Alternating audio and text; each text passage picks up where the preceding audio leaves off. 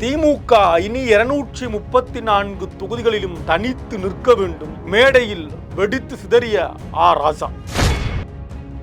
அப்பாவை காணோம் என்று கதை சொன்ன முதலமைச்சருக்கு பதிலடி கொடுத்திருக்கிறார் முன்னாள் முதலமைச்சர் திரு ஸ்டாலின்.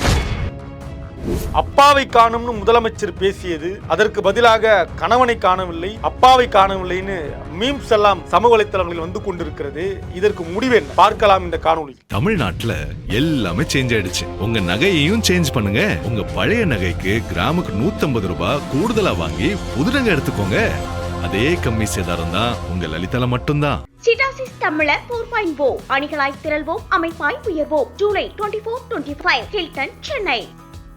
தமிழக முதலமைச்சர் திரு விஜய் அவர்கள் சட்டமன்றத்தில் பொறுப்போடு பேசுவார் என்று எதிர்பார்த்தால், அப்பாவை காணும் அப்படின்னு அவர் சொன்ன அந்த குட்டி கதை பலரையும் எரிச்சலுக்கு உள்ளாக்கிய கதையாக மாறி இருக்கிறது. சட்டமன்றத்தில் ஆக்கப்பூர்வமாக எதிர்க்கட்சிகள் செயல்பட வேண்டும், அதற்கு பதிலளிக்கக்கூடிய விதத்தில் முதலமைச்சர் செயல்பட வேண்டும். ஆனால் அப்படி அன்றைக்கு செயல்பட்டாரா அப்படின்னா செயல்படலாம் அப்படின்றது தான் பலருடைய கருத்து. சமூக வலைத்தளங்கள்ல தாவேகாவுக்கு ஆதரவாக வாக்களித்தவர்கள் கூட இதை ஏற்கல அன்றைக்கு நடந்த நடவடிக்கையை. அதற்கு முன்னால் நடக்கிற சட்டப்பேரவை நிகழ்வுல சபாநாயகர் அவர்கள், நீங்கள் காட்டக்கூடிய செய்கை இருக்கு இல்லையா, இந்த செய்கையை நேரடியாக மக்கள் பார்க்கிறார்கள், அதனால ரொம்ப கவனமா இருக்கணும், அந்த மாதிரியான எந்த விதமான செய்கையிலும் ஈடுபடக்கூடாது அப்படின்ற ஒரு பாடம் எடுத்தார். மறுநாள் முதலமைச்சர் அவர்கள், நான் ஒரு ஆக்ஷனை பயிற்சி எடுத்து வந்திருக்கேன், கேமரா முன்னாடி நின்று பயிற்சி எடுத்து பழகியவர், கண்ணாடி முன்னாடி நின்று பயிற்சி எடுத்து பழகிய ஒரு நபர் இல்லையா, நடிகராக இருந்தவர் முதலமைச்சராக ஆனது.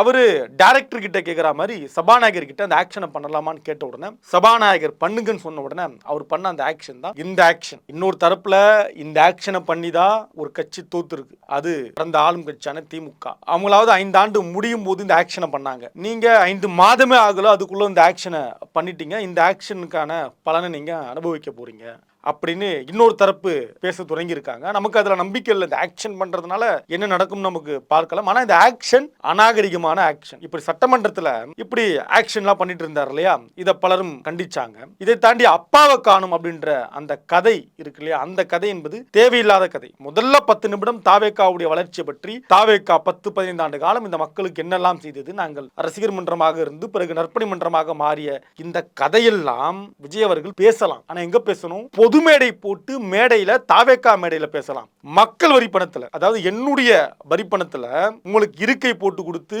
உங்களுக்கு ஏசி போட்டு கொடுத்து, லைட் கேமரா போட்டு கொடுத்தா அங்க போயிட்டு உங்க கட்சியுடைய வளர்ச்சியை பற்றி நீங்க பேசலாமா அப்படின்ற கேள்வியும் மக்கள் கேட்கிறாங்க. இப்பொழுது இதற்கெல்லாம் பதிலளிக்கணும் இல்லையா. அப்படி முன்னாள் முதலமைச்சர் திரு ஸ்டாலின் அவர்கள், அப்பாவை காணும்னு நீங்க தேடுறீங்களே, பதிலுக்கு கணவனை காணும் அப்படின்னு ஒரு பொண்டாட்டி செங்கல்பட்டுல தேடிட்டு இருக்காங்க அப்படின்னு பேசல. நாகரிகமா அவர் அந்த வார்த்தையை பயன்படுத்தல. ஒரு மகளும் ஒரு மகனும் எங்க அப்பாவை காணோம், பட்டமளிப்பு விழாவுக்கு எங்க அப்பா வரல, நான் படம் இயக்குற அந்த படம் இயக்கக்கூடிய நிகழ்வுக்கு எங்க அப்பா வரல, எங்க அப்பாவை காணும், எங்க அப்பா இன்னொரு நடிகையோட கேக் வெட்டிட்டு இருக்காரு அப்படின்னும் யாரும் பேசல. இன்றைக்கு முன்னாள் முதலமைச்சர் திரு ஸ்டாலின் அவர்கள் அதை பத்தி பேசவில்லை. அவர் பேசியது, விடியல் பேருந்து இருக்கிறவரை அந்த இடத்தில் நான் இருப்பேன், அதாவது என்னுடைய ஆட்சி இருக்கும், நீங்க அங்க அப்பாவை பார்க்கலாம், மகளிர் உரிமை தொகை வருகிற வரை நீங்க அங்க அப்பாவை பார்க்கலாம், இல்லம் தேடி கல்வி இருக்கிற வரை நீங்க அங்க அப்பாவை பார்க்கலாம், மருத்துவம் இருக்கிற வரை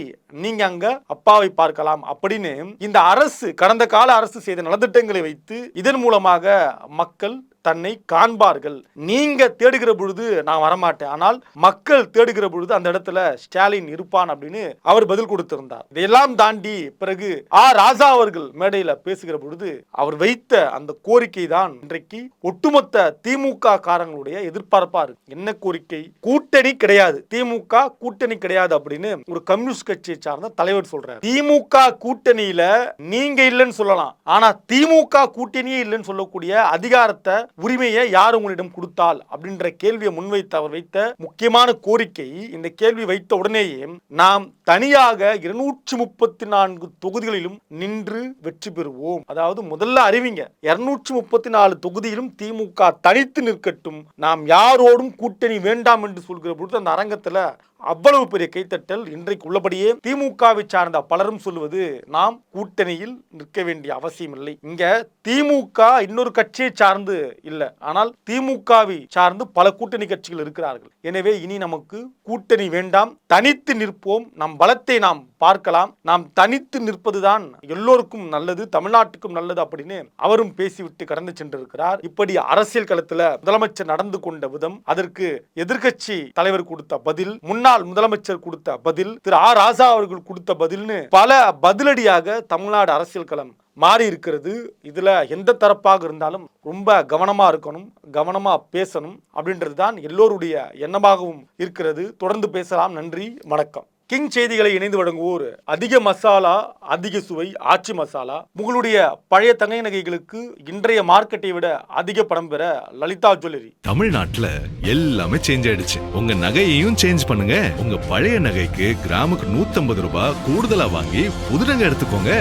அதே கம்மி சேதாரம் தான் உங்க லலிதால மட்டும்தான். சிட்டாசிஸ் தமிழர் 4.0 அணிகளாய் திரள்வோம், அமைப்பாய் உயர்வோம். ஜூலை 24-25 ஹில்டன், சென்னை.